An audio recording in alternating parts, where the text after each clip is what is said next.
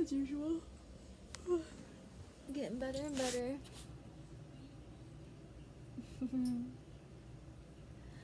And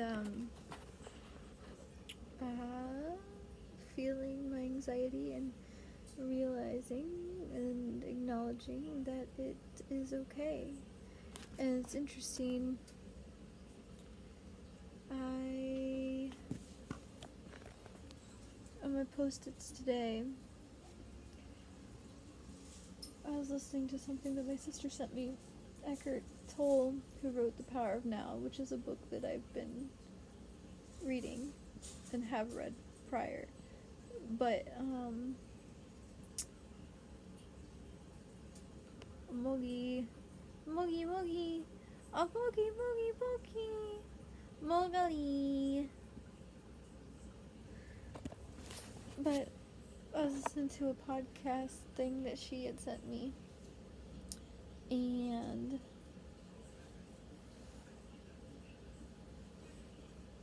so I was enjoying listening to Eckart Tolle. His spoken word is just as good as his written word. And about, I don't even know if it was derived from what I was listening to in relation to what he was saying, or if I kind of have been writing post-it notes just during the daytime, like when I'm not even listening to anything, just writing things that come to mind, and it's getting deep and philosophical and intriguing. But so I was pondering, who decided that something was or is a bad feeling or a good feeling? Because to say it's okay to feel bad, what does that mean? And why has the feelings of depression or anxiety or anger or whatever else been adopted as bad, while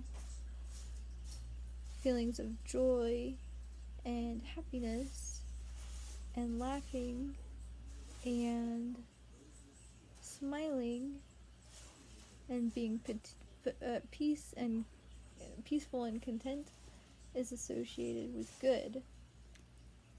Who decided what is bad and what is good? Sure, they feel a certain way inside of your body. Like, I could say that, hey, I have anxiety inside my body and it feels bad. And people can comprehend and understand that. But why is anxiety associated as a bad feeling? And I was just speaking with Asa, and she was talking about how she wants to consider when she's able to move out of her house because it's associated with bad memories. But what? For memories to be bad... Okay, so if existence, and you're accepting existence, and you're saying, okay, it's okay for me to feel happy, and I will embrace it and flow with it and enjoy being happy. And then if you're also going to say that it's okay for me to be angry, and whenever I need to be angry, then letting yourself feel the anger and flow with it and letting the anger come out in whatever form it needs to. Or it's okay for me to be sad as a way to embrace and cope with depression and allow yourself to actually express your emotions of being sad. So if all of those things are okay, then why are some of them viewed as bad? It just doesn't make any sense. Because if all emotions and all physical reactions are all part of just the existence of experience, and they're all valid, then how could any of them be bad? It's just it's just so interesting the way that society and the world has assigned these things that are completely okay and fine to feel as bad. Like, so what is good and what is bad? Like, it's such a vague terminology, especially when you're thinking about psychology and when you're actually delving into like psychology and mental health and spirituality. That bad is all from your perspective. So you can choose. Oh, I like those dots. Dot dot dot dot dot dot dot dot dot dot dot dot. Sure, I feel anxiety, and it feels like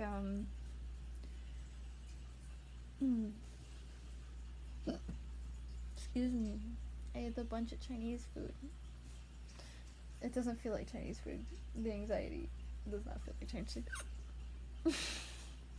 The anxiety does not feel like Chinese food. So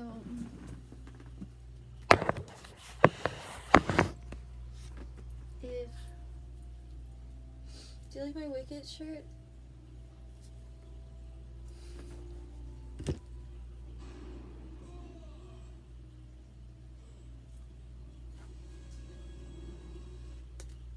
It's just such an interesting concept. And to try and move away from somewhere because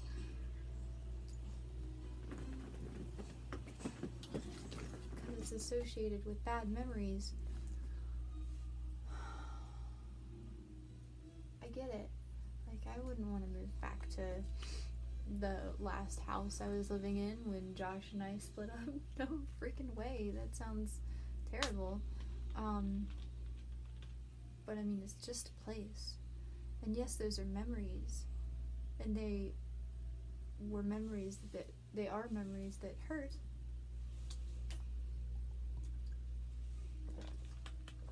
Doesn't mean that they're bad memories. It just means that they are memories of what happened. This doesn't matter. Like, none of that is happening right now. So how...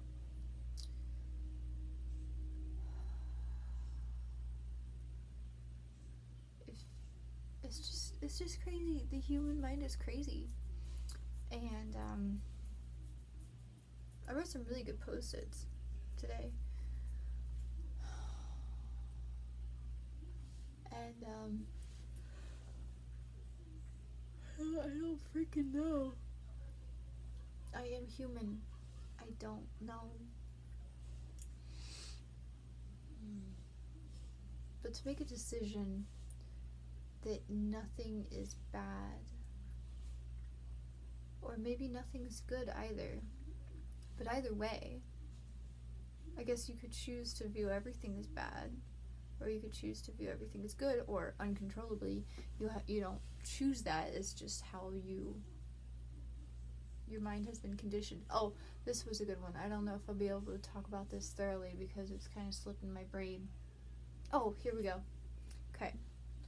So, I really like, okay.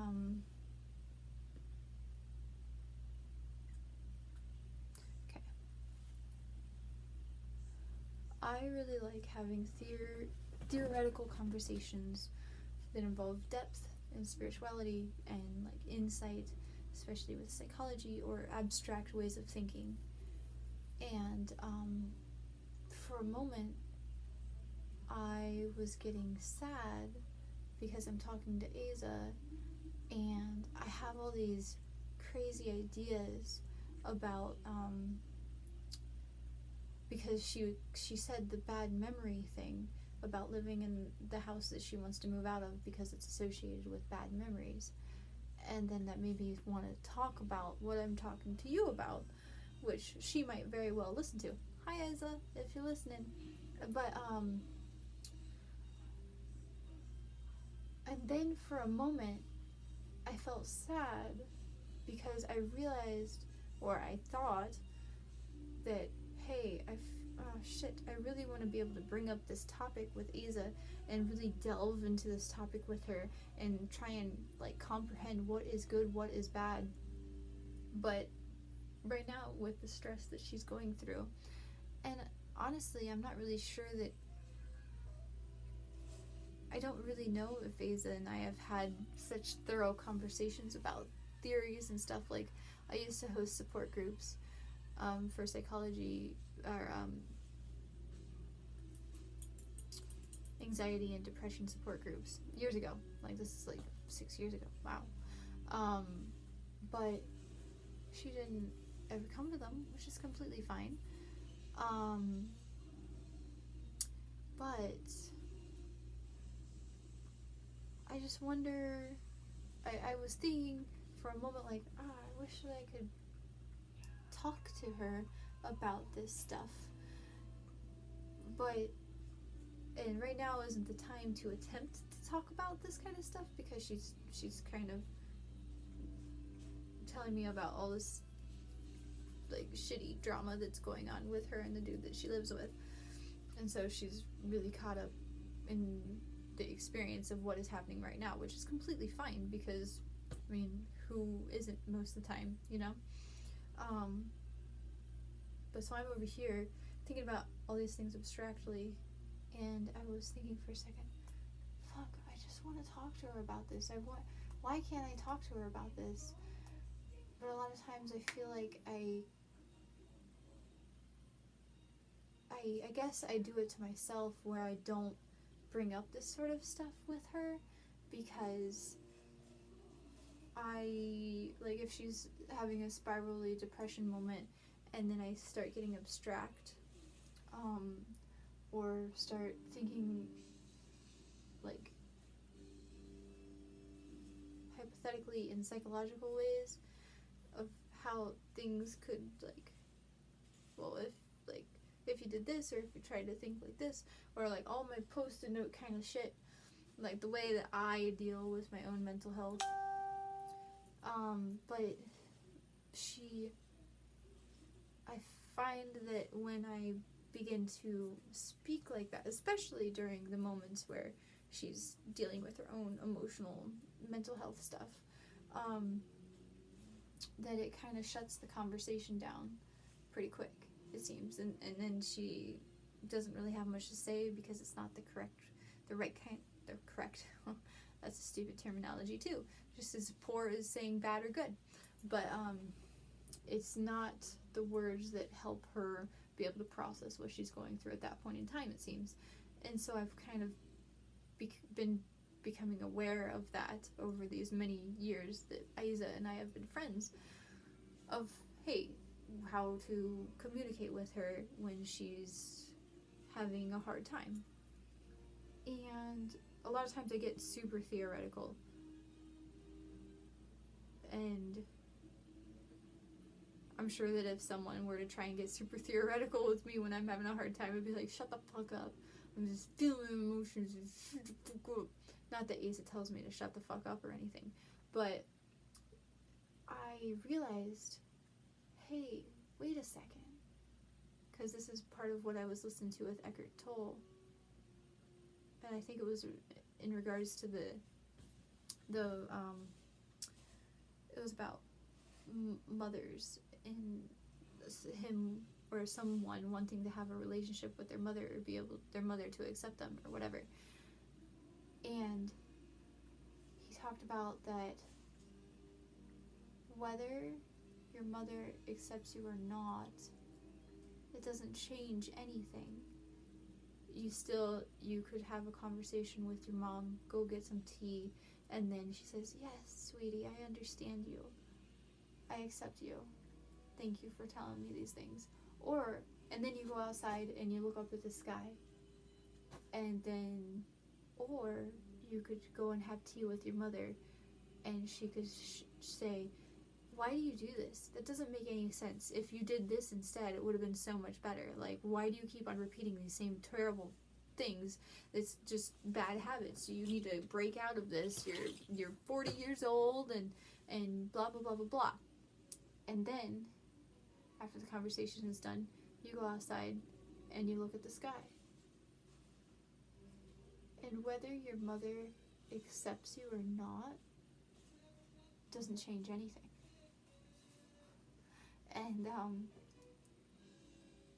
And so I'm not entirely sure how to explain this in a way that is making sense, but it was a really enlightening moment for me to realize that, hey, I'm talking to Asa right now, and I feel as though I can't talk about the things that I want to and have those kind of conversations reciprocated.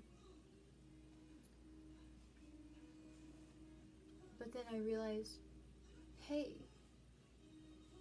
Asa doesn't have to do that for me. She doesn't have to be this ideal, perfect person of who I would love to communicate with and have this, like, every aspect that I would love in a person that would connect with me entirely, thoroughly. Like, whoa, I'm putting a lot of pressure on this ideal version of Asa, which she is not. And she's perfect the way she is.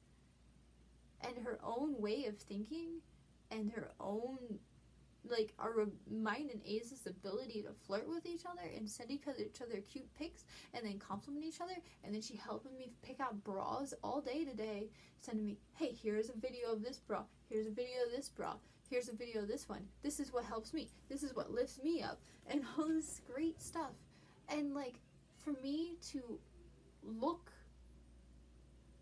like, override all that in a second just because I had this one thought about how I would love to bring up the concept of what is good and what is bad, and then make me doubt my, like, the closeness of our bond, the closeness of our friendship or relationship, just because maybe I don't always get that theoretical kind of ideation conversations with Asa. Who the fuck cares? Asa's amazing. And for me to put that idea of what I want from a person onto someone else, that's, like, completely ridiculous, because Asa, like, we just get along so good. And so for me to, like, jump to that conclusion, whoa. And then it's interesting because there's other people that I can have this kind of theory conversation with pretty easily, and not saying that I can't with Asa. I guess it's more so that I've stopped trying, because I don't know, I guess I should try sometime and see how it goes, because I guess I just stopped trying, which is kind of interesting. And I mean, that's completely fine if that's how our friendship is, where, like, those kind of conversations just don't work out. Who cares? I have other people that I can communicate in that way with. And Asa's there for so many other things that other people aren't there for at all. Like,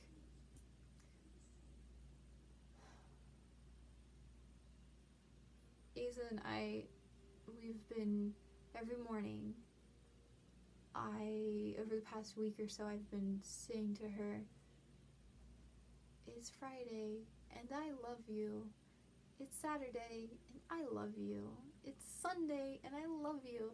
And now I've started singing to her every day.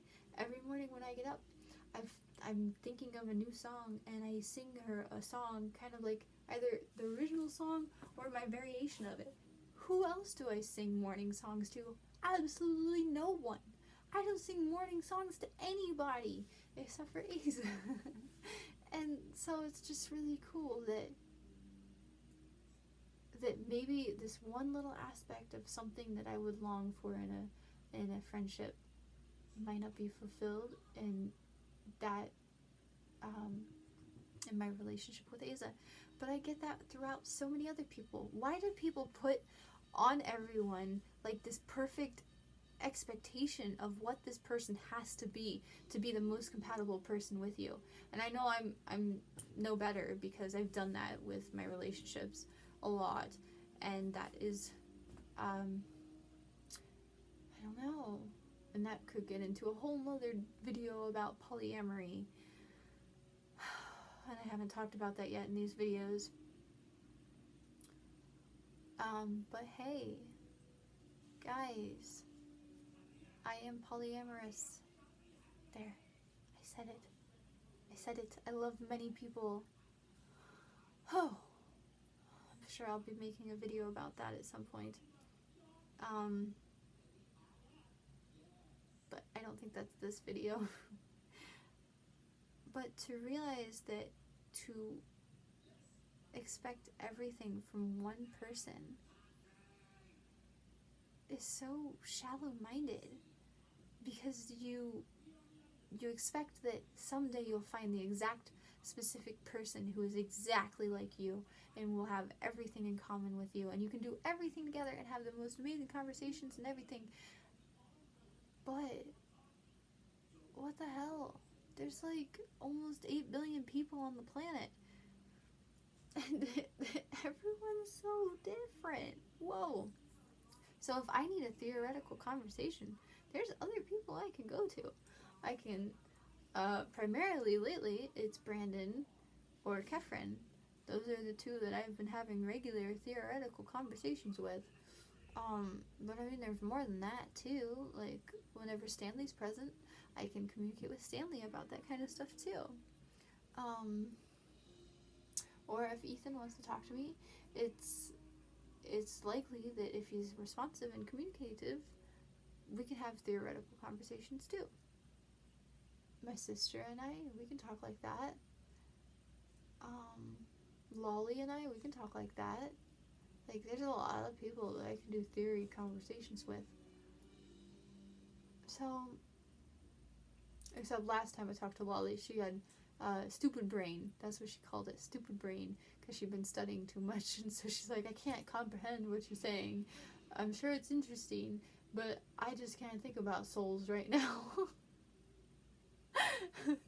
Because I got all super deep theoretical about souls, and since she was saying, like, I'm not really sure if there is a soul inside of each of us, and so that's a whole nother topic though that I'm sure Lolly and I will maybe eventually delve into further. But Lolly and I are interesting because we have very different belief systems, and so the conversations end up being very interesting because she's very open-minded, I'm very open-minded, and so we're both very respectful of each other's differing beliefs.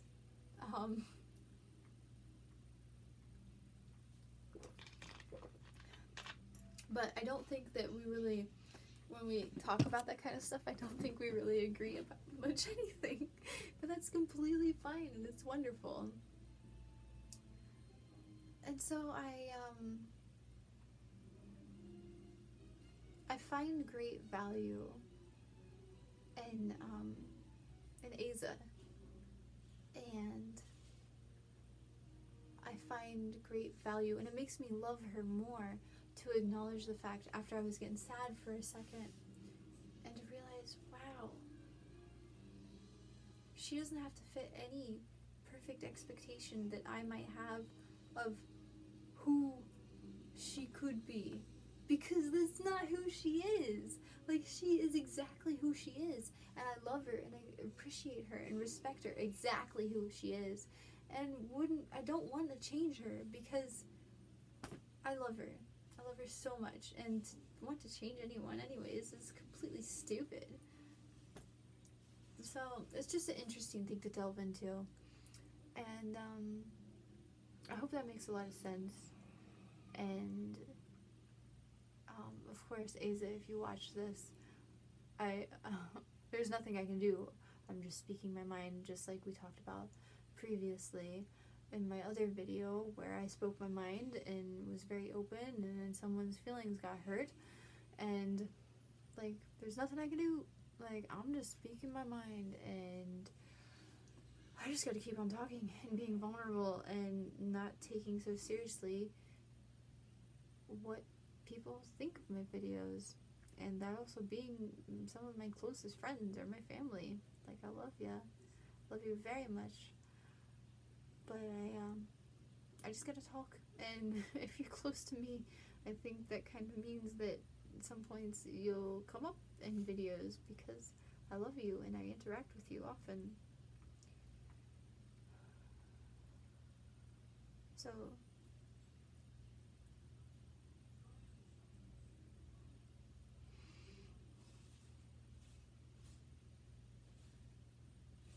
if not that, then this. There's always something to bother me a little bit. There's always something to pull me down. And so right now it's like, oh no, I hope I don't offend Aza with my video or make her feel like she's anything but perfect.